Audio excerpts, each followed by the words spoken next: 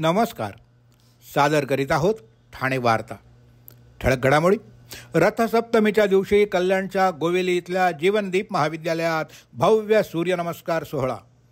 पीडित मुलीच्या घराबाहेर दहशत माजवणाऱ्या मुख्य आरोपीपाठोपाठ त्याच्या 2 साथीदारांना पोलिसांनी केली अटक. कळवा, मुंब्रा आणि दिवा इथं शुक्रवारी पाणी नाही.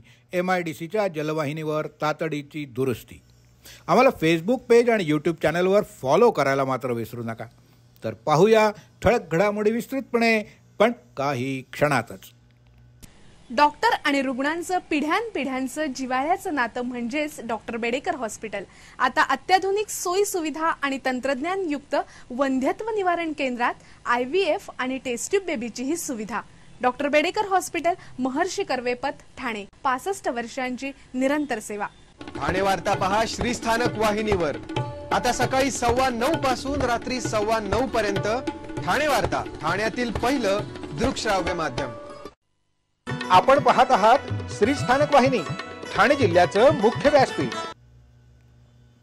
कल्याण लोकसभेचे खासदार डॉक्टर श्रीकांत शिंदे यांच्या वाढदिवसाच्या निमित्तानं दिवा शहरातील माजी नगरसेवक शैलेश पाटील यांच्या वतीनं गरजू महिलांना मोफत रिक्षा वाटप करण्यात आलं. हा उपक्रम डॉक्टर श्रीकांत शिंदे यांच्या ठाणे येथील निवासस्थानी पार पडला. सामाजिक उपक्रमातून वाढदिवस साजरा करण्याच्या उद्देशानं शैलेश पाटील यांनी हा उपक्रम हाती घेतला होता. कार्यक्रमात डॉक्टर श्रीकांत शिंदे यांच्या हस्ते महिलांना रिक्षा सुपूर्द करण्यात आल्या. यावेळी लाभार्थी महिलांनी आनंद व्यक्त करून शिंदे गटाचे आभार मानले. या उपक्रमाबद्दल बोलताना माजी नगरसेवक शैलेश पाटील यांनी सांगितलं की गरजू महिलांना स्वावलंबी बनवण्यासाठी हा प्रयत्न असून भविष्यात असे आणखी उपक्रम राबवले जातील. कार्यक्रमाला आमदार राजेश मोरे, स्थानिक महिला रिक्षा चालक, नागरिक, पदाधिकारी आणि लाभार्थी मोठ्या संख्येने उपस्थित होते. पीडित मुलीच्या घराबाहेर दहशत माजवणाऱ्या मुख्य आरोपीच्या पाठोपाठ त्याच्या 2 साथीदारांना देखील पोलिसांनी अटक केली आहे. कल्याणमधील अल्पवयीन मुलीवर लैंगिक अत्याचार करून हत्या केल्याप्रकरणी पीडित मुलीच्या घरासमोर तरुणांनी दहशत माजवल्याप्रकरणी वरिष्ठ पोलीस निरीक्षक अशोक कदम यांची तडकाफडकी बदली करण्यात आली आहे. या प्रकरणातील मुख्य आरोपी पुरुषोत्तम शेलार याला अटक करण्यात आली असून त्या रात्री पुरुषोत्तम शेलारसोबत दहशत माजवणाऱ्या 2 साथीदारांना देखील कल्याणच्या कोळसेवाडी पोलिसांनी बेड्या ठोकल्या आहेत. साहिल कालवार आणि अनिकेत नितन नवरे अशी त्यांची नावं आहेत. या प्रकाराचा पुढील तपास सुरू आहे. शिवसेना महिला आघाडीच्या वतीनं आज ठाण्यातील गोदुताई परुळेकर मैदानावर हळदी कुंकू सोहळा दणक्यात पार पडला. शिवसेना पक्ष प्रमुख उद्धव ठाकरे यांच्या पत्नी रश्मी ठाकरे यांच्या प्रमुख उपस्थितीत हजारो महिलांनी वाण लुटलं. यावेळी विविध क्षेत्रामध्ये उल्लेखनीय कामगिरी करणाऱ्या महिलांचा या कार्यक्रमात विशेष सत्कार करण्यात आला.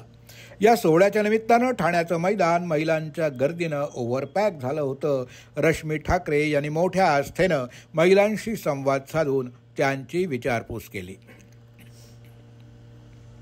रथसप्तमीच्या पवित्र दिवशी कल्याणच्या गोवेली इथल्या जीवनदीप महाविद्यालयात भव्य सूर्यनमस्कार सोहळा संपन्न झाला. आमदार किसन कथोरे यांच्या पुढाकारानं आयोजित झालेल्या या उपक्रमात सुमारे 1 लाख विद्यार्थ्यांनी सूर्यनमस्कार घालून आरोग्यदायी जीवनशैलीचा संदेश दिला. बदलापूर, मुरबाड आणि कल्याण तालुक्यातील 117 महाविद्यालयं आणि 250 शाळांनी यात सहभाग घेतला. या ऐतिहासिक उपक्रमात 200हून अधिक प्रशिक्षकांनी विद्यार्थ्यांना मार्गदर्शन केलं.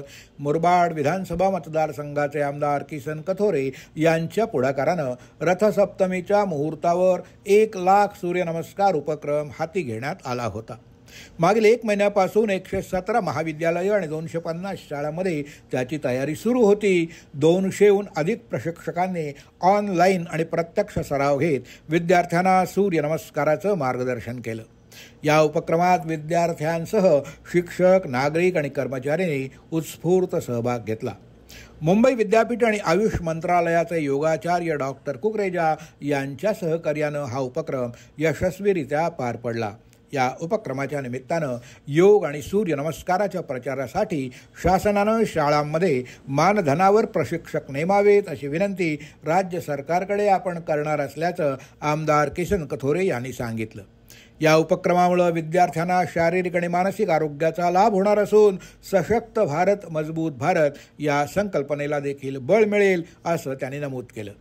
संपूर्ण कल्याण, बदलापूर आणि मुरबाड परिसरात या भव्य उपक्रमाचं कौतुक होत असून विद्यार्थ्यांसाठी हा एक मोठा प्रेरणादायी उपक्रम ठरला आहे.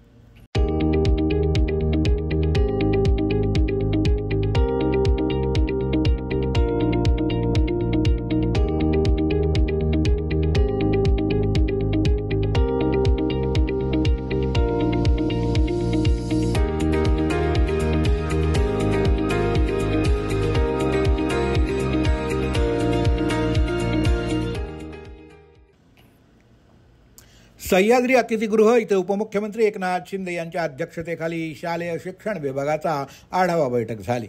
यावेळी शालेय शिक्षण मंत्री दादाजी भुसे, सार्वजनिक आरोग्य मंत्री प्रकाश आबिटकर, शिक्षण राज्यमंत्री डॉक्टर पंकज भोयर, शिक्षण विभागाचे प्रधान सचिव रणजित सिंह देओल, आयुक्त रवींद्र प्रताप सिंह, महाराष्ट्र प्राथमिक शिक्षण परिषदेच्या राज्य प्रकल्प संचालक आर विमला, राज्य शैक्षणिक संशोधन आणि प्रशिक्षण परिषदेचे संचालक राहुल रेखावार यांच्यासह शालेय शिक्षण विभागाचे अधिकारी उपस्थित होते.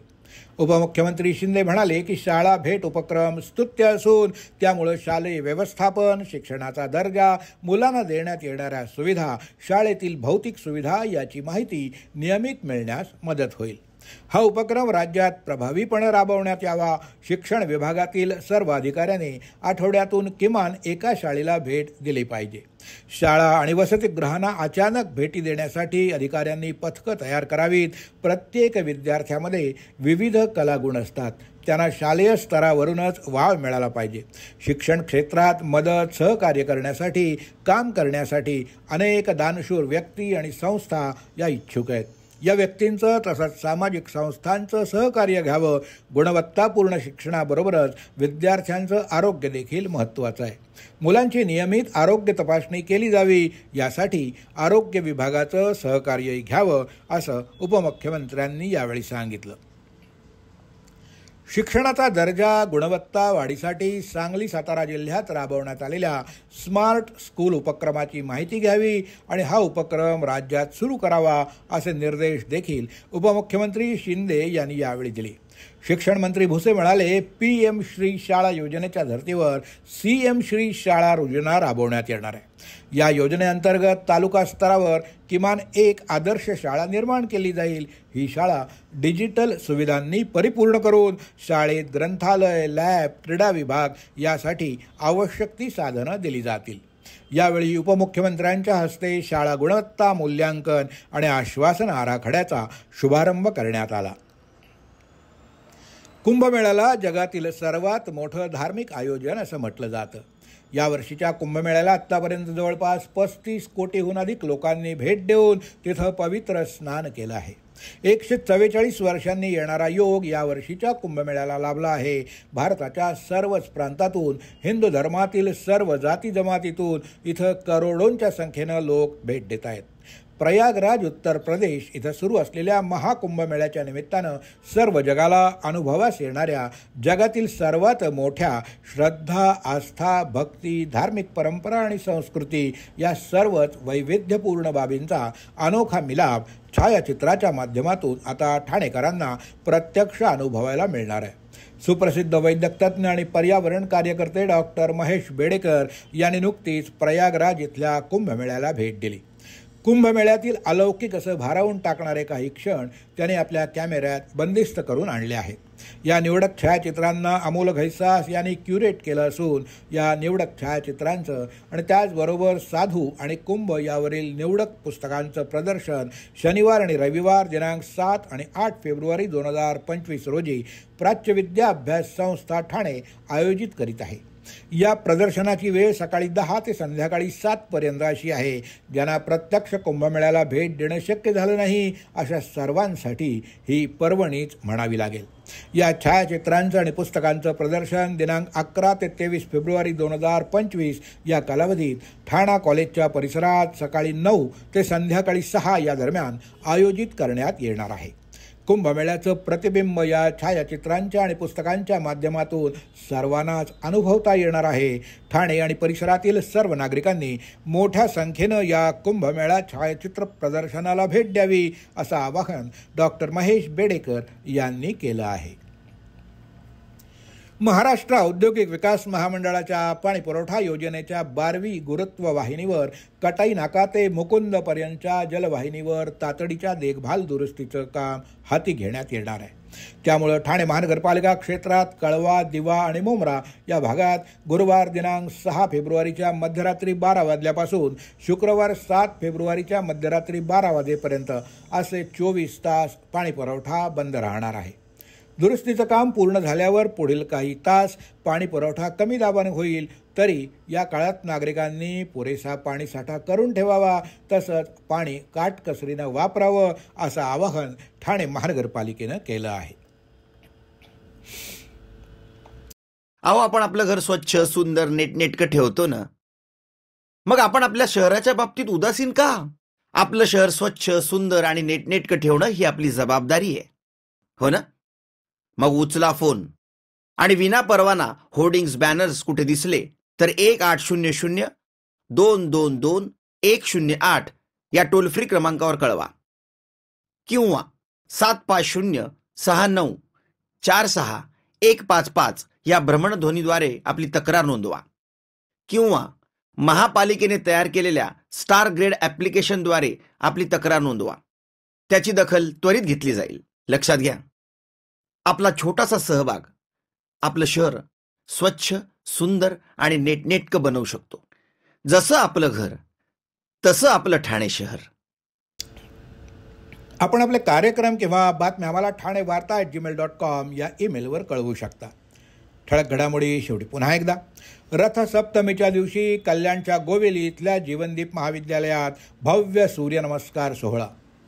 पीडित मुलीच्या घराबाहेर दहशत माजवणाऱ्या मुख्य आरोपीपाठोपाठ त्याच्या 2 साथीदारांना पोलिसांनी केली अटक.